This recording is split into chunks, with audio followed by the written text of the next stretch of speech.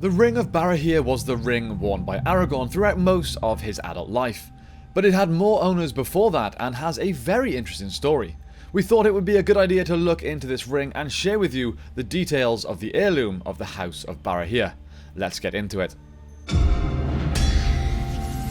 Build me an army worthy of Mordor. So the ring was based upon the symbol of the House of Finarfin. If you are unsure who Finarfin is, he was the brother of Fingolfin and half-brother of Fëanor. He was also the father of Galadriel.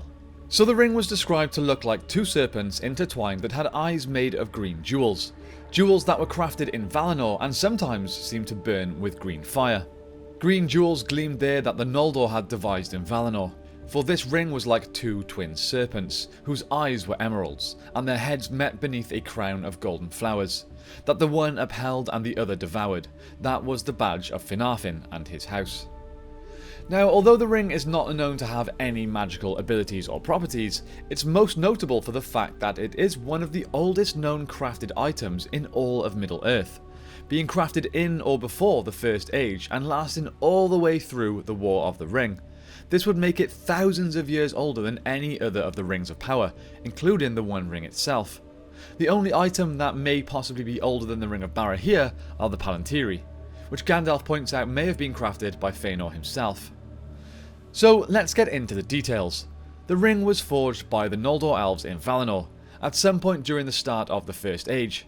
It was taken to Middle-earth by Finrod as an heirloom of the House of Finarfin. He kept the ring himself until the year 455 of the First Age, when a man named Barahir saved his life during the Dagor Bragollach. This battle is of course also known as the Battle of the Sudden Flame.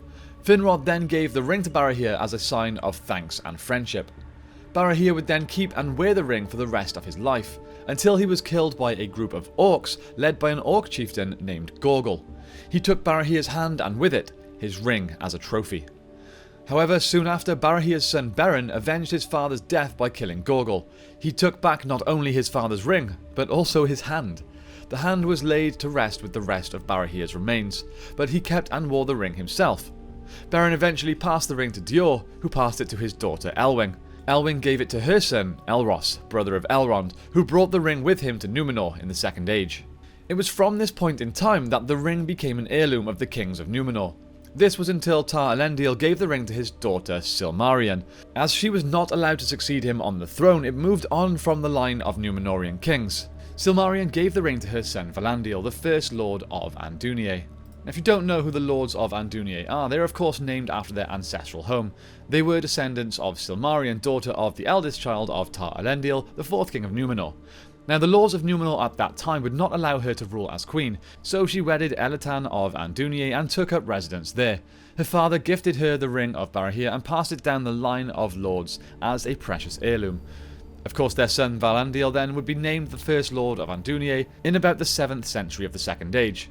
I think it's also important to point out that later in the Second Age, the Lords of Andúnië became leaders of the Faithful, or Elf-Friends, as they remained friends with the elves and faithful to the Valar.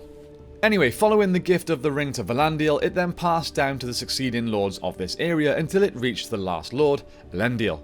It then stayed in a direct line from Elendil to Isildur, to the kings of Arnor and then the kings of Arthedain. The final king of Arthedain was Arvedui, who gave the ring to Lossoth of Forochel. Soon after, it was ransomed by the snowmen by the Dunedain of the North, who later took it to Rivendell for safekeeping. This is where it remained until Elrond decided to tell Aragorn about his true identity, his true lineage, and his true destiny. With this news, he gave Aragorn the heirlooms of his house, the Ring of Barahir being amongst them. Later in the Third Age, when Aragorn committed to marrying Arwen, he gave the ring to her. Nothing is said of its fate in the Fourth Age, but it can be assumed that it was either passed down through the kings of Gondor and Arnor, or it went with Arwen to her grave.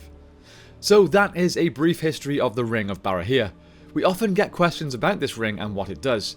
Unfortunately, the answer to this is not particularly interesting. It doesn't really do anything, though its history is extremely interesting and the ring itself very, very important. Hopefully you guys enjoyed learning about it.